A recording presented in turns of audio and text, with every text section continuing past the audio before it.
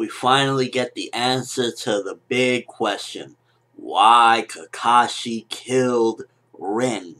Alright, so with this particular chapter, first off, it deals with Madara's aftermath of, like, the Jubi attacking everybody. And I've really noticed that Naruto is, like, out and out and out of power as, he keeps on using his power to protect everyone. And slowly but surely, he is running out of, like, chakra and everything. It's just, even the QB, has his limits, especially when you're going up against Madara and the Jubi. So we're clearly seeing that time keeps passing, and the more the fight keeps going on, the more Naruto weakens. And who knows if he's even going to see everyone when they show up on the battlefield. For all we know, Naruto might pass out pretty soon because he'll be out of, chakra. Him and the QB can't keep on sustaining all this power to protect every single person around him, as well as, fight against these people. So I really wouldn't be surprised, and as annoyed as hell as I would be if Naruto passes out pretty soon and he doesn't get to see Sasuke, Minato, all these people show up and, just see his reaction. I wouldn't be surprised in the least bit if he passes out soon and hears about them showing up, and then they, like, after the battle ends, they leave. That would be, I guess, a little twist, because I wouldn't see that, like, some of that coming, but at the end of the day, like, no. I want Naruto to be conscious, so I think the people of the Shinobi Alliance need to pull their own weight at this particular point, because Naruto, look at him, he's not even in QB mode anymore. He went from Biju mode to QB mode, just regular QB chakra, and now he's completely out of it. And the thing about it is, though, is that Madara, judging from what he said, he's kind of already tired of this fight. He's like, whatever, these people are boring. And he wants to move on because he said he got something more fun to do, which is he sends Hashirama's chakra. So he might even just say, fuck you guys, I'm out of here.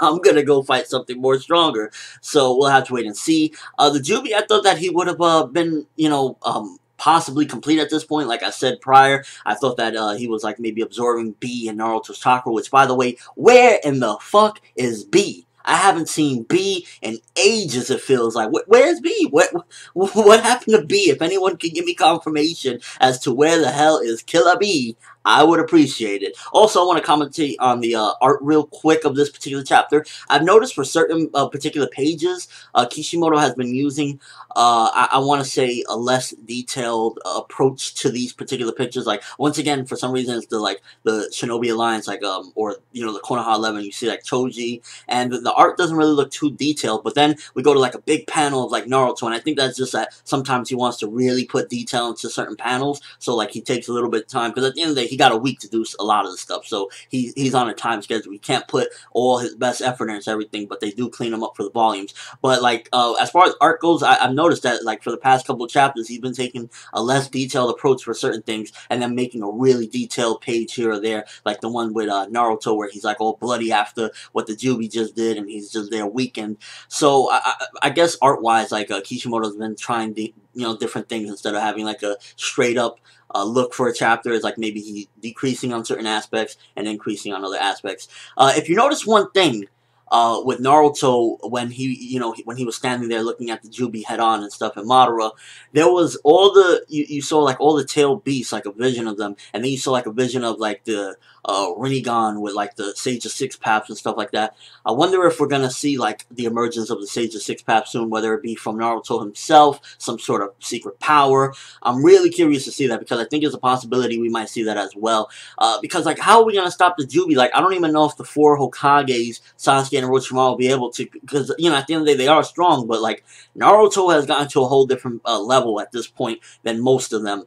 And can they really take down the Jubi? Madara, Obito's kind of already distracted at this point, which I will get to that in a second. But I'm curious to see, can they even do this at this point? I'm leaning towards like, it's possible, but they're gonna need like, because if Madara took down all the Kages at this point, the the Raikage, Mizukage, Kazekage, all of them, the Tsuchikage, all of them, then I don't know how how much are the regular Hokages are gonna fare against him, because it's like he's immortal, he's broken out of the Edo Tensei thing. The only way to kill him at this point is to seal him up.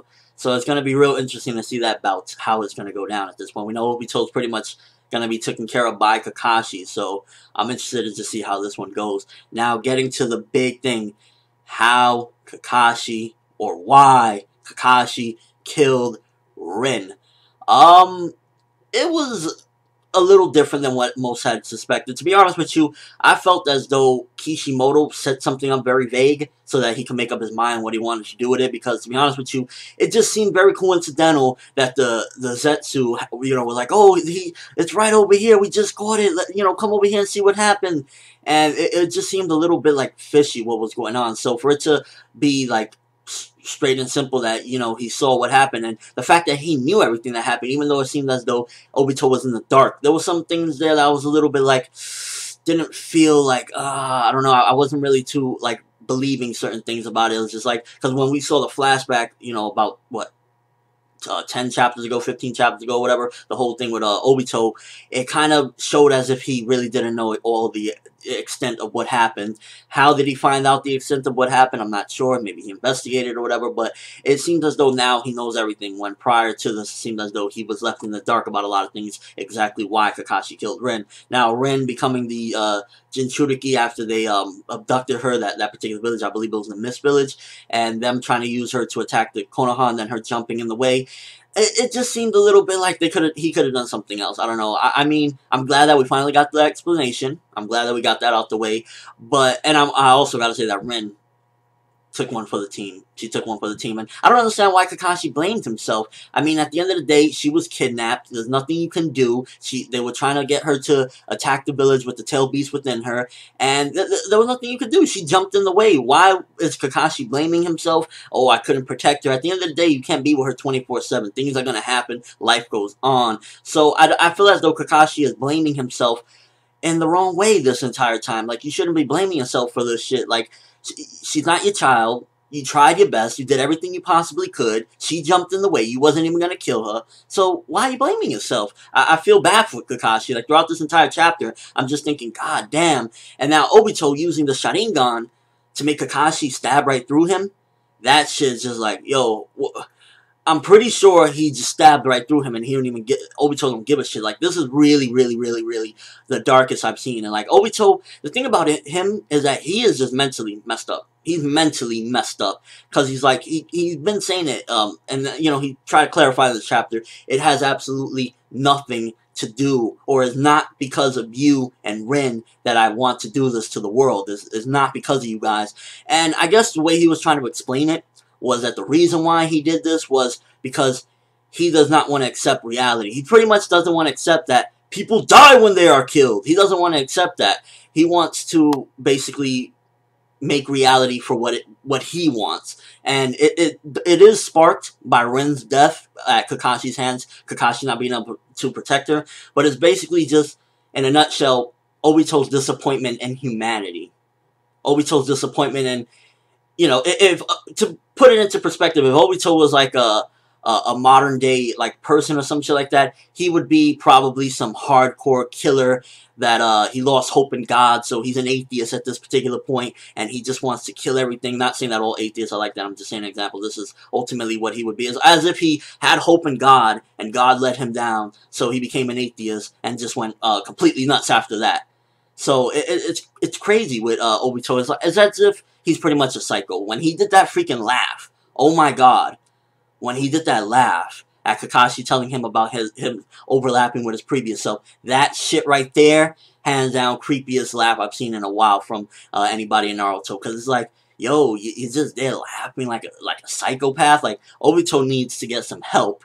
That's what he needed overall after Madara mind fucked him pretty much. And it's kind of like, it turned from what it was, and it seemed as though Madara kind of corrupted some little kid, to like, he knows everything now, and it kind of just distorted what I had previously thought regarding Obito and why he became a villain. It's just pretty much he's disappointed in humanity, he doesn't want to accept reality, and that's why he's doing his Eternal Tsukiyomi. So, in a nutshell, Obito doesn't want to accept people die when they are killed, and he's crazy. That's pretty much it. It's very, very sad and sadistic, to be honest with you. The end of this chapter was very somber, very sadistic, and I was just like, come on, dude, come on. Like, the fact that Kakashi stabbed right through him, I don't know, for some reason I did find it a little bit awkward when Kakashi looked through it like, I see you. That kind of like got me a little bit weirded out, but other than that, pretty crazy ending. I prefer the second half of the chapter more than the first half. The first half was kind of like just once again showing Naruto is drained and he needs help. that was pretty much what the first half. Let me know what you guys think, though. First of all, do you think Naruto's going to pass out before Minato, Sasuke, Orochimaru, the Kages all show up? Do you think that he's going to miss out on that one? If he does, I'm going to be pissed. I'm just letting you know. But do you think he's going to miss out on that? And also, what do you think about Kakashi and, you know, Rin's death and whatnot? Do you think that it was explained very well? Do you think it should have gone differently? And ultimately, is Obito crazy? Or do you think that he's justified for basically losing his hope in humanity after everything that happened to him and his friends? I'm touchy like on that situation because I feel as though it seemed more like he was more justified when he was naive to certain things. It was like he doesn't understand everything. Now that we know that he understands everything, even though it was never explained in the flashback to begin with that he understood everything, it kind of opens up different doors and makes me feel a little bit different about the character. I just know that he's a freaking nut and he needs to be stopped already. Is he gonna die? Is this it? Like that stab through the chest? He said he don't even feel pain. I don't know. I think he's on some shit. But he said he didn't even feel pain. So is this the death of Obito? Let me know in the comment section below in your world thoughts of this chapter. I give this chapter, I want to say 3.5. 4 out of 5. Some stuff happened. We finally got the explanation with Rin. Yeah, definitely 4. Because we got the explanation with Rin and what happened with her. Felt a little muddy because it was just like we never really got in the flashback. Remember when we got the Obito flashback? It was never shown that he knew any of exactly what happened. It was shown as if he only got half of the story and it wasn't fully explained. That was, you know, I was pretty much predicting that, okay, Kakashi was going to tell him this is how it happened and maybe he would change his mind a little bit, but ultimately, that's what happened. Yeah, 4 out of 5 definitely for this one. But that's all I have for this review. Thanks for watching. Hope you enjoyed. Thumbs up for finally getting why Kakashi killed Rin. Because that was a very big one. I'm ForneverWorld, and as always, people, have an awesome day.